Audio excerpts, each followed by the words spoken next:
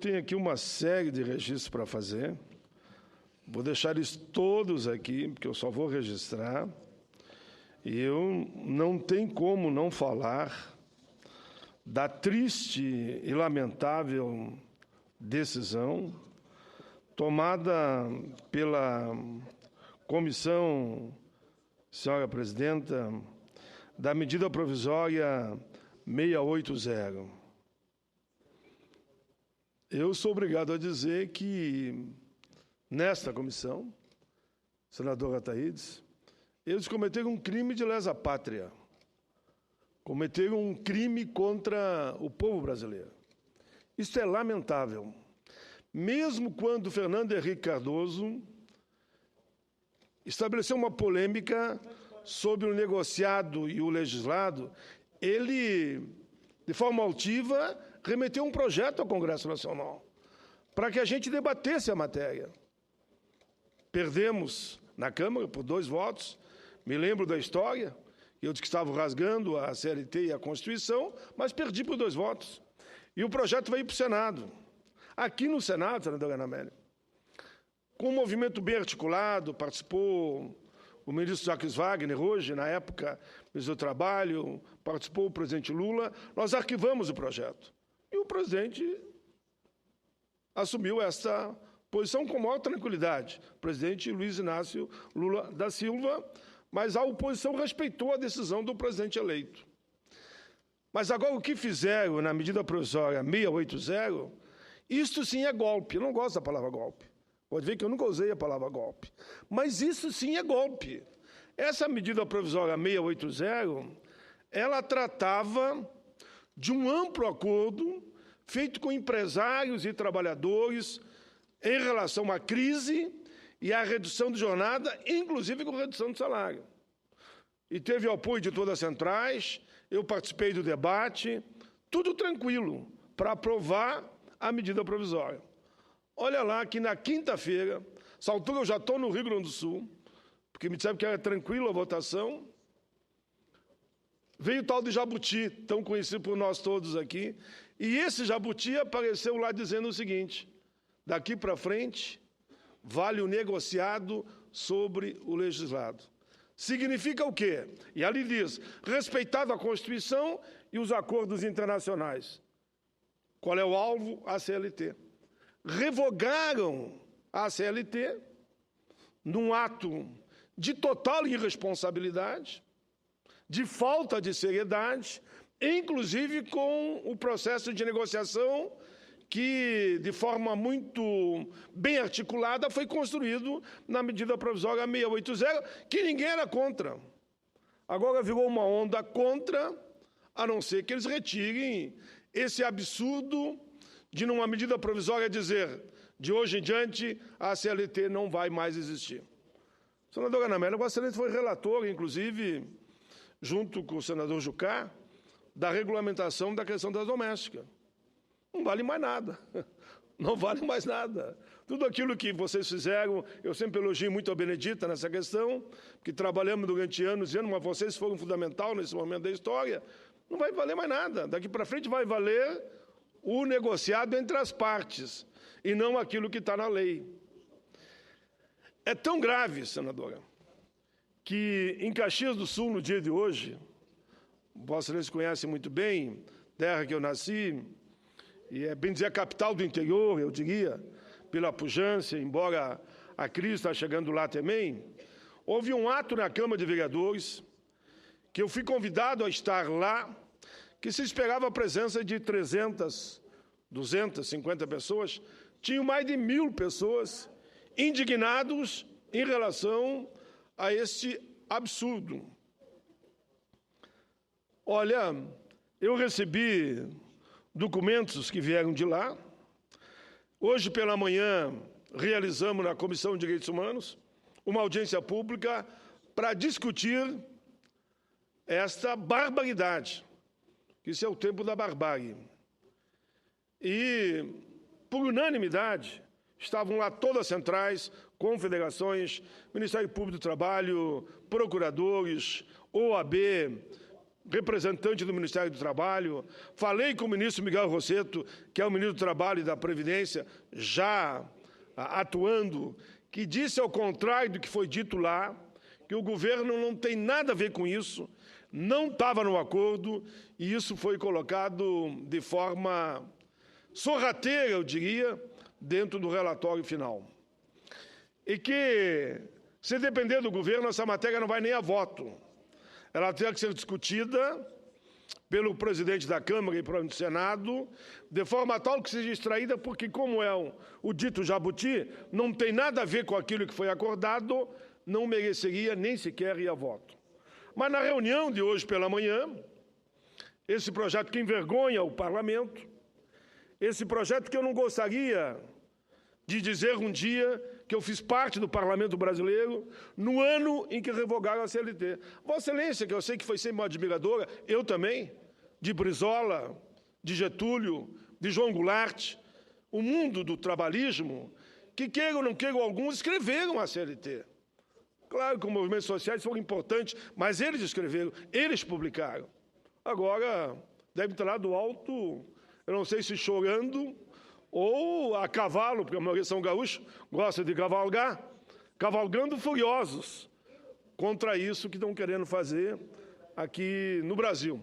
Nem a ditadura teve a ousadia de fazer isso. E veja, não estou criticando aqui o ex-presidente Fernando Henrique, que pelo menos ele mandou um projeto e nós derrubamos o projeto aqui. Mas ele mandou um projeto. Esses agora não. Esse é o golpe do golpe do golpe do golpe contra milhões e milhões de brasileiros. Aí não dá para concordar e não é querer que a gente fique brabo. Não é ficar brabo.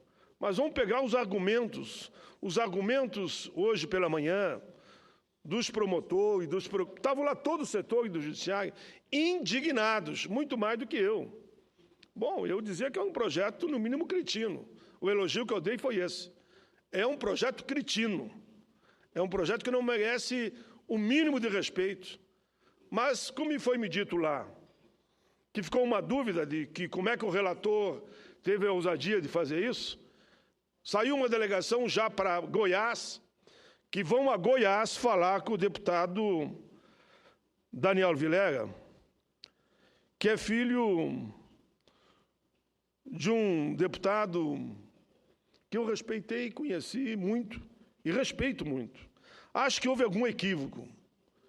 Eu não consigo acreditar que, por toda a história que conheço, que esse projeto tenha sido, de forma intencional, colocado nesse relatório.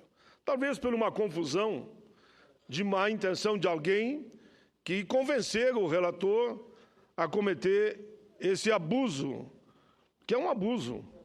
É um abuso de poder em cima de um projeto articulado e negociado até o último minuto e que não constava essa redação, que para mim é quase que um crime hediondo. É crime de má-fé. Por isso, essa delegação que hoje vai conversar com o deputado Daniel, eu espero que chegue num entendimento. E que, vamos dizer que tudo foi um mal-entendido. Eu quero é que saia só. Eu digo que isso não passa, pessoal. Se alguém pensa que com o poder do dinheiro vai revogar a CLT, não vai. Prometo que não vai. Não vai conseguir. Não há de conseguir. Revogar uma CLT construído, como a gente pode dizer aqui, com sangue, lágrimas e um trabalho intenso de gerações, não vão não. Não vão não. Aqueles que estão me mandando correspondência e os sindicatos que estão todos mobilizados e se articulando para até fazer uma grande ocupação de Brasília, se for necessário, façam uma mobilização. Mas isso aqui não vai acontecer. Senador Recufo, Vossa Excelência, que é do PDT, eu tenho certeza que o PDT vai estar na mesma trincheira que nós. Não tem nenhuma dúvida que o PDT vai estar na trincheira. Não tem nenhuma dúvida que o PT vai estar na mesma trincheira. Não tenho nenhuma dúvida que o velho MDB do tempo da ditadura, vai estar do nosso lado. Não tem nenhuma dúvida que o PSOL, que a Rede, que o PPS e com os partidos aqui da casa estaremos todos juntos aqui dizendo não, não, não, não, não. Essa não. Essa vocês não vão passar. Eu não sei, eu dizia hoje de manhã, e eu não quero ser ofensivo, mas eu digo, quem criou esse ato maquiavélico?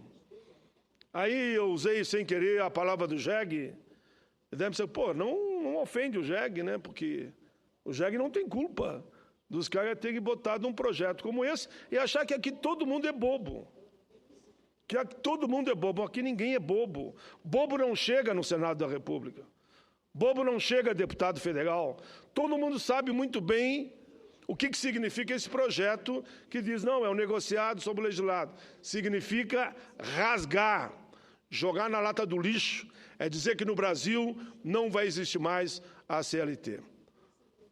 Eu aqui tenho carta, senhora presidenta.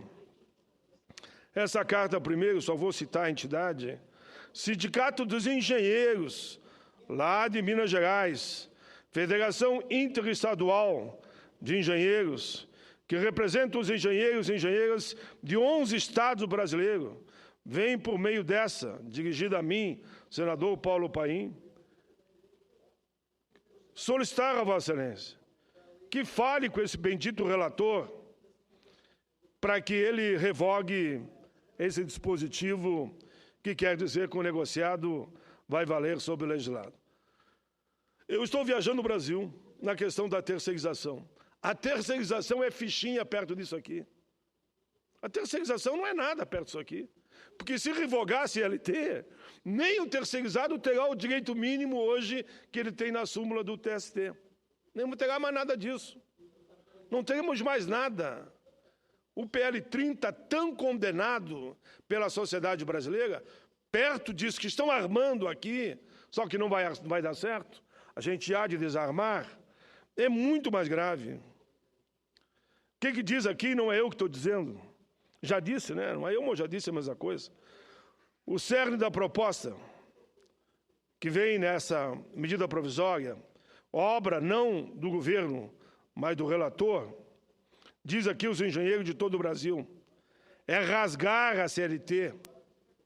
Está escrito aqui, é rasgar a CLT ao dizer que as condições de trabalhos ajustadas mediante convenção ou acordo coletivo de trabalho prevalecem sobre o que tiver em lei. E eles mesmos disseram, um jabuti na 680. Na ausência de convenção ou acordo coletivo firmado, por manifestação expressa da vontade das partes e observadas os demais dispositivos do título 6º da SLT, a lei regulará as condições de trabalho. Ou seja, o sindicato não poderá interferir, porque agora não vale mais o que está na CLT. Aí eles argumentam uma série de artigos, inclusive que é incondicional, lembram aqui da proposta do Fernando Henrique Cardoso, e agora mostram uma preocupação enorme com a redação dada pelo atual dispositivo. Depois eu recebi da Associação Latino-Americana de Advogados Laboralistas, mesmo eixo, senador Paulo Paim, a entidade que representa os advogados latino-americanos, vem pela presente requerer a Vossa Excelência que fale com esse relator para que esse absurdo não se torne realidade. É uma afronta a tudo aquilo que nós, advogados trabalhistas, defendemos ao longo das nossas vidas. Eu só estou resumindo aqui. Depois recebi carta de mais de 1.000 sindicalistas reunidos em Foz do Iguaçu, que vai na mesma linha, rejeitando, repudiando, condenando e deixando claro que essa história do negociado sobre o legislado. E, senador Pimentel, se me permita, tentaram dizer hoje pela manhã que o governo estava do lado. Eu, com alegria, recebi um telefonema quando terminou a reunião, que, claro que na hora eu fiquei muito chateado, do ministro Miguel Rossetto. E diga, Paim, pode dizer na tribuna que o governo não aceita o negociado sobre o legislado, não estava no acordo. Me lembro que eu falei com Vossa Excelência, eu perguntei, senador Pimentel, e como é que está essa discussão lá? Olha, vai ser uma votação tranquila, porque há acordo, e eu reuni com as centrais sindicais na comissão, naquela versão da redução de jornada e com uma redução só parcial do salário, permitindo, então, que não houvesse demissão. Eu estava tranquilo quando soube disso e tentaram dizer que o governo estava. Mas já adianto, e claro, sempre é bom ouvir a opinião de Vossa Excelência, que o ministro Miguel Rosseto me falou, pode dar tribuna, que o governo fará tudo para retirar, que nem vá a voto, porque foi uma traição, traição é um termo meu, ele não usou esse termo, eles não estavam no acordo. Eu digo, foi uma traição mediante um acordo que foi firmado entre governo, empresários e trabalhadores. Mas é importante ouvir Vossa Excelência. Senador Paulo Paim, senhora senadora Ana Amélia, senhores senadores e senadoras, eu quero começar registrando, senador Paulo Paim, que Vossa Excelência está corretíssimo em realizar esse debate em audiência pública e aqui no plenário, como forma de enfrentar um forte debate que tem nesta casa, que envolve a precarização das relações trabalhistas através da terceirização e agora incluindo na medida provisória 680 um artigo onde prevalece o negociado sobre o legal num momento muito difícil da nossa economia, em que nós estamos tendo um crescimento no desemprego, na falta de ofertas de vagas de trabalho. Portanto, alterar a legislação no momento em que a economia está crescendo não é recomendável, mas pelo menos é uma justificativa.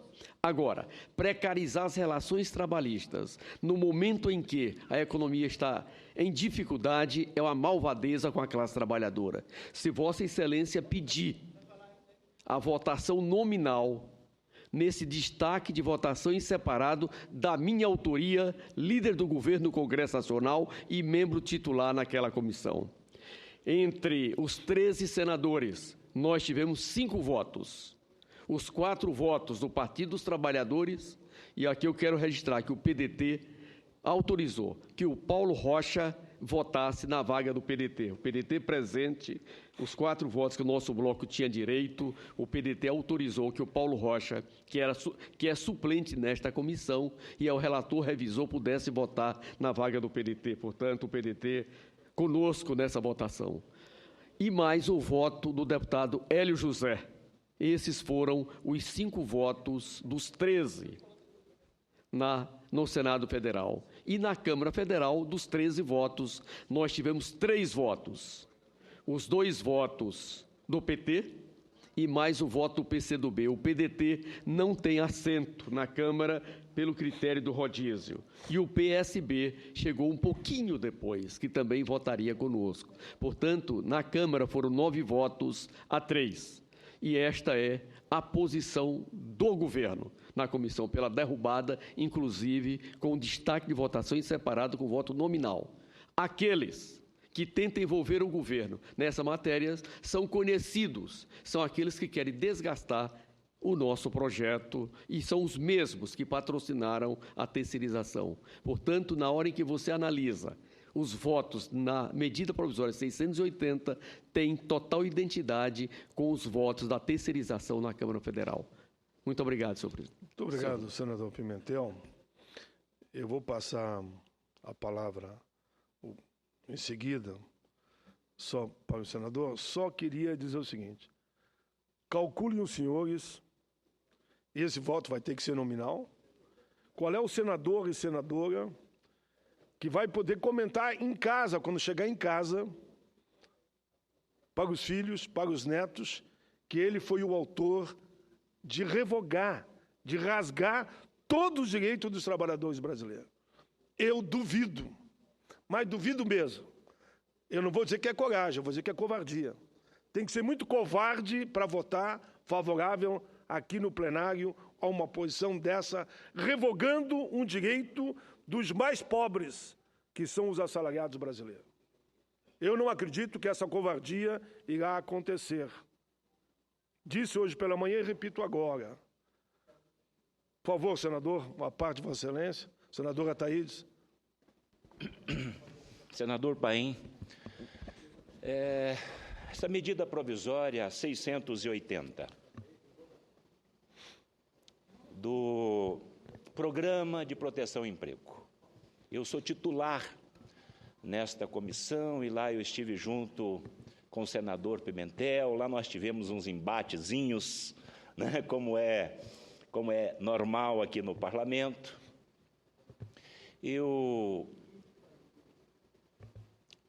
não tive a atenção necessária ao vosso pronunciamento, porque eu estava aqui cuidando de outras coisas, mas eu sei que a direção sempre que Vossa Excelência tem tomado aqui ao longo dos anos nessa casa é em proteção, em benefício, nas causas dos menos favorecidos. Eu sou testemunha disso, dos aposentados, dos trabalhadores, enfim. E nesse nosso embate lá na 680, chegamos inclusive a ter um contratempo, que isto até certo ponto é normal, e suspendeu-se a sessão um dia. Porque eu particularmente não acredito neste programa de proteção ao emprego. Eu não acredito. Se ele fosse estendido literalmente a todos os trabalhadores, a todas as empresas no Brasil, quem sabe poderia até funcionar. Mas o FAT, o Fundo de Amparo ao Trabalhador, não tem dinheiro nenhum.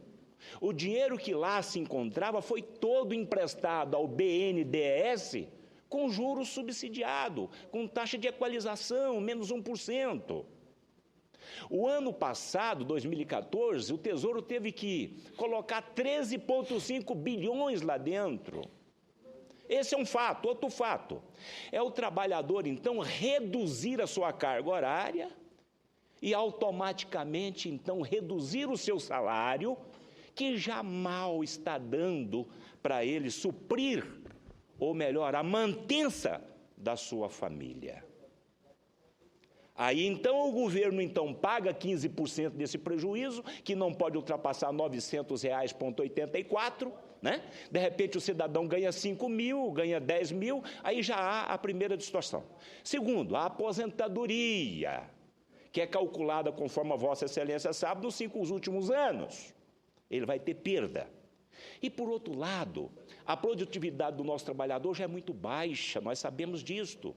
Ele vai ser desmotivado. Ah, mas espera aí, a empresa, a indústria tem 1.000 funcionários, então vai mandar os 1.000 funcionários embora, ou melhor, vai mandar 200 funcionários embora e chama para fazer um acordão. E os 800, então, concorda. Lamentavelmente, discordando do meu querido e amigo senador Pimentel, eu queria estar enganado, errado, que esse programa vai dar certo no país e vai resolver o problema do desemprego, que hoje é mais de 29 milhões de brasileiros desempregados no Brasil. O que pode resolver o problema e vai resolver o problema no Brasil é botar o produto na prateleira, porque aí nós vamos então, a indústria vai funcionar e vai gerar emprego e renda. Era essa colocação que eu queria fazer, senador Paulo Paim. Muito obrigado. Olha, hoje pela manhã, senadora Thaís, diversas centrais falaram que essa construção desse projeto buscou respaldo em movimentos na Alemanha, na Itália e, se eu não me engano, e na Espanha. Por quê? Na verdade, se os trabalhadores forem demitidos, todos eles vão receber o seguro-desemprego. E o volume de dinheiro que sairia da caixa do governo seria muito maior do que só os 15%.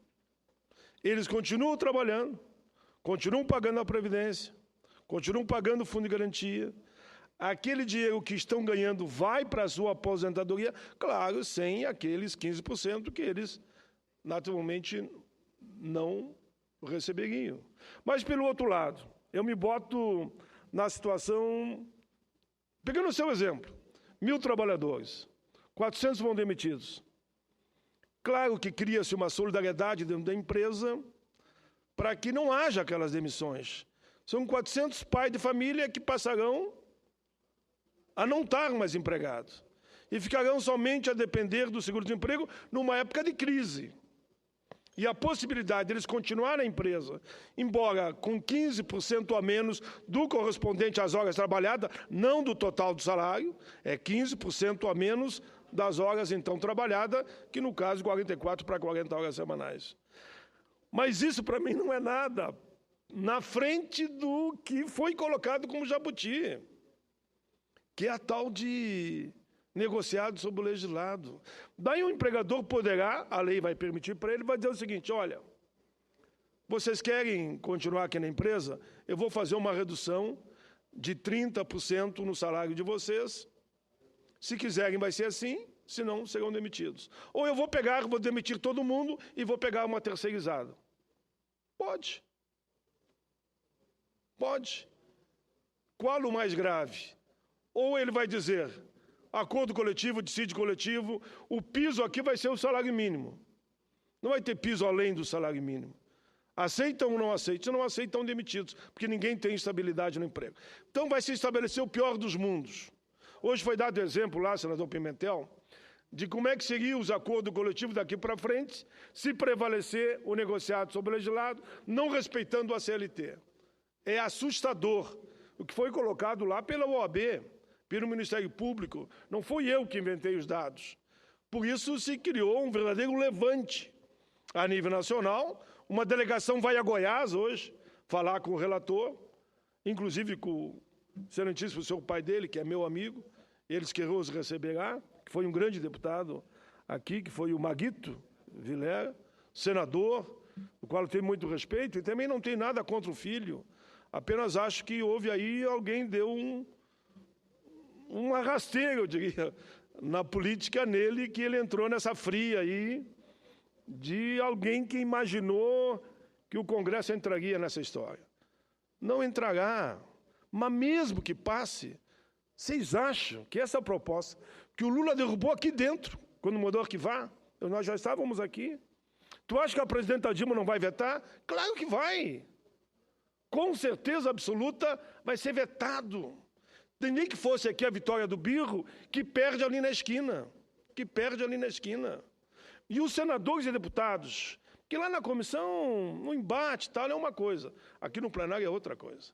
Algum senador vai botar no seu currículo que ele foi o responsável para revogar a CLT no Brasil? Não vai.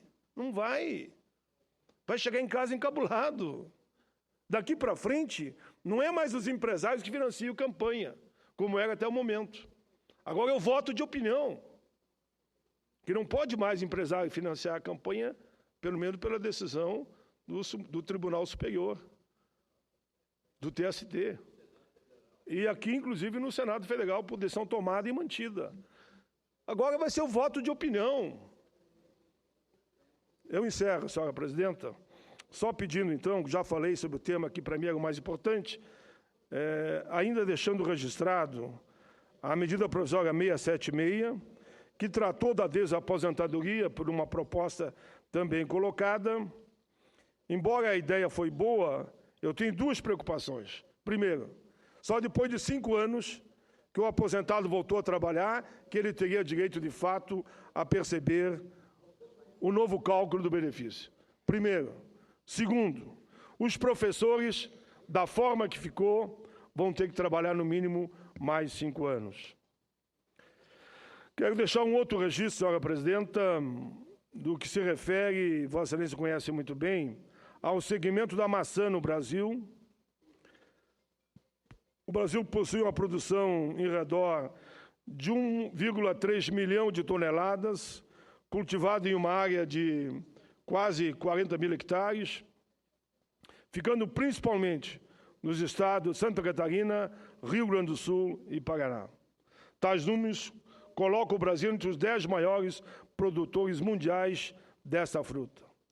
Temos cerca de 3 mil produtores de maçã, os quais investiram mais de 4 bilhões nas atividades e que geraram, conforme o BRDE, Banco Regional de Desenvolvimento do Extremo Sul, 58.500 empregos diretos e outros 136.500 indiretos. E aqui eles fazem uma série de considerações sobre esse tema. Também recebi carta da Contrax, Confederação Nacional dos Trabalhadores no Comércio e Serviço. Aqui também, com muita firmeza, e nem vou ler tudo que eles disseram, porque o que eu disse aqui é fichinha, o que eles estão dizendo contra aqueles que articularam essa proposta do negociado sobre o legislado. O mais leve aqui, a palavra é escória, para ter feito isso, então não vou ler dos documentos que eu recebi. E deixo, por fim, um pronunciamento sobre o Dia Internacional da Não Violência. Até porque acho que esse ato do negociado acima do legislado é uma tremenda violência, fere os direitos humanos no Brasil e, oxalá, a gente consiga reverter esse quadro. Mas aqui, senhora presidenta, e nesses 4 minutos que me restam, eu só quero lembrar a introdução. A guerra na Síria já se arrasta há 5 anos, com resultados verdadeiramente tenebrosos. País destruído, infraestrutura desmantelada, economia em penúria, população empobrecida, desesperançada e atingida por surtos de doenças. Fome e sede, provocando, por fim, o êxodo de proporções bíblicas no momento acontecendo. Isto é uma enorme violência. A resposta, sim, trata-se de mais de 240 mil mortos, incluindo dezenas de milhares de civis e um número inestimável de feridos. Tal cenário é tanto mais chocante quando analisamos a quantidade de crianças mortas. Cerca de 27%, falando aqui da violência, do Dia da Violência no Mundo, cerca de 27% das vítimas fatais, de acordo com o Observatório Sírio para os Direitos Humanos, ONG sediada na Inglaterra, são de crianças. O conflito sírio é um conflito internacional, compondo uma rede de interesses e facções beligerantes que nos trazem e fazem descrever um quadro tenebroso.